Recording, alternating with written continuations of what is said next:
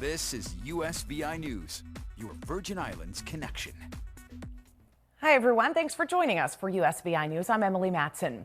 We begin with the latest on coronavirus cases here in the VI. There are currently 49 active cases in the territory, according to the Virgin Islands Department of Health. St. Croix is seeing the most right now with 41 active cases. There are 5 on St. Thomas and 3 in St. John. The VI Department of Health says the spike in St. Croix we're seeing right now is due to larger gatherings. So it's encouraging people to continue to follow COVID safety guidelines to help prevent the spread. And the Virgin Islands continues to lead the way in COVID vaccinations nationwide. Currently, there have been 35,758 total doses administered. And those community vaccination clinics, to keep that number going, they continue in St. Thomas and St. Croix during the week and every Saturday this month in St. John. And you can visit COVID19 USVI/vaccines to get an appointment to receive your COVID vaccine if you wish to do so. Well, a new study finds that it is rare to get COVID-19 after being vaccinated, but it can happen. California researchers looked at more than 36,000 healthcare workers who had received at least one dose of the Pfizer or Moderna vaccine. A total of just 379 people ended up testing positive for COVID-19, with the majority of the cases occurring within the first 2 weeks after the first dose. But among the over 28,000 workers who received both doses, a total of just 37 had tested positive. However, only 7 of the infections happened at least 15 days after the second shot. So some interesting new information there. Well, VI Governor Albert Bryan is working with other governors to push the CDC to allow cruise lines to dock at U.S. ports. Governor Bryan is working to proactively urge the Centers for Disease Control and Prevention to lift its no-sail order and allow the cruise lines to resume passenger operations in the United States. Governor Bryan said he and other government entities with a stake in the cruise industry met virtually a couple of weeks ago with all of the cruise line executives to talk about the return of cruise lines to the territory and other states. Now, he said the takeaway was that there's not a lot of optimism about the return of cruise travel to U.S. waters, so they decided to take a more proactive approach, and they've issued a national appeal to the president to issue the regulations for cruise travel from the CDC.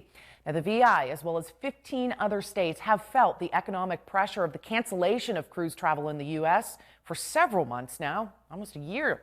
As we've been reporting this week, Royal Caribbean is beginning to cruise again this summer out of its new port of the Bahamas. Governor Albert Bryan's working with the other governors to draft a letter to President Biden asking for the new rules and regulations for cruising and for a potential sail date, again, which is going to be determined by the CDC. So we'll have to wait and see if the administration responds to that letter. Well, some people who have prolonged effects from COVID-19, known as COVID long haulers, say they're experiencing an unexpected benefit from their coronavirus vaccine, symptom improvement, even relief. Mandy Gaither has more in today's Health Minute. For COVID-19 long haulers plagued with prolonged symptoms like fatigue and brain fog, it's been a long road. But for some, the coronavirus vaccines are helping. I could focus, I could see, my sinuses cleared up. It was wonderful. And also the fatigue lifted. Rebecca Neff says she suffered from continuous COVID-19 symptoms until getting a first dose of the Pfizer coronavirus vaccine. The next day I woke up and my head was clear.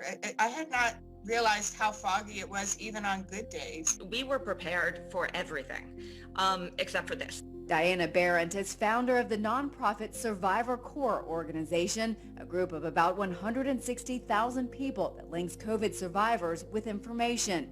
Barrett did an informal and unscientific poll of COVID-19 long haulers and their experience with the vaccine. Of the nearly 700 people who responded, she says 39% reported their symptoms improved after the vaccine. Anywhere from, mild symptom improval to complete resolution of symptoms. That we can't say that about anything to date. Barrett says not everyone had the same result. 46% of long haulers polled had no change in symptoms after the vaccine, and 15% said symptoms worsened.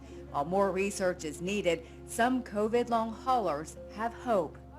I still feel pretty good, and so in another 2 to 3 weeks, I will hopefully get the second one. For Health Minute, I'm Andy Gaither.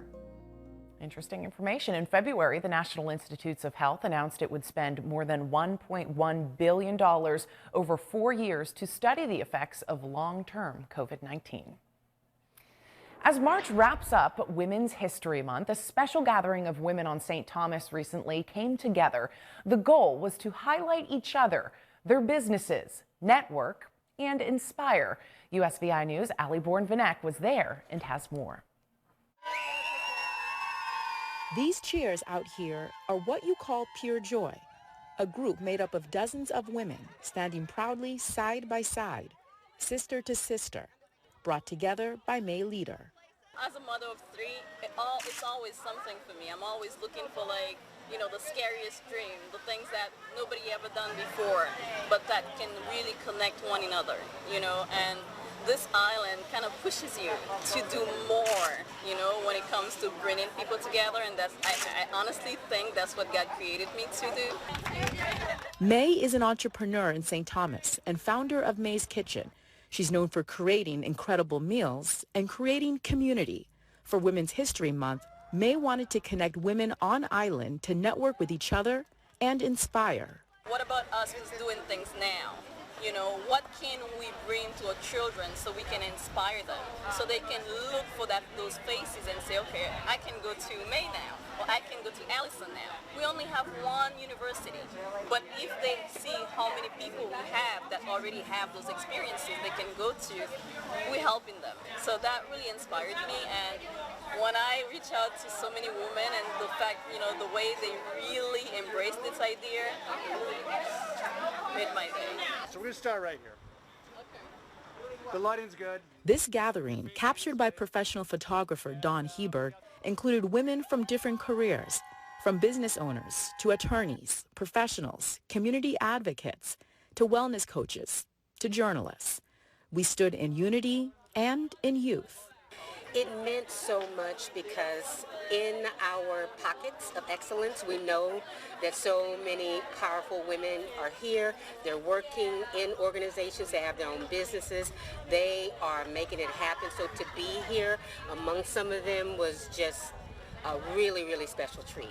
This was such an experience to really get to meet new people, see people you haven't seen in a long time, learn what new businesses are coming up in St. Thomas, to meet them all and hear about them. It's really empowering to each of us, I think, to feed off of the energy and really see what's coming next for the Virgin Islands. It's very exciting. I thought this gathering was amazing. When May talked about it, it's something that I feel that is very important to show how many role models there are on this island of women who have their own businesses. It takes a lot of energy and time and creativity, but when we come together, it really creates a powerful message to young girls that they can do it too. It was a special treat for me also, but being here, I was grateful that I was invited to be here, but only that, I've met so many women that are into things that we all need. From boutiques to spas to real estate. I mean, we're here, and it's women. I love that. Women standing tall and together, crowns high for a crowning moment. In St. Thomas, Ali Bourne-Vanek, USVI News. Wow, what a great story. Thank you, Ali, for that report. It's amazing to see so many powerful women empowering each other in one place. Great story again.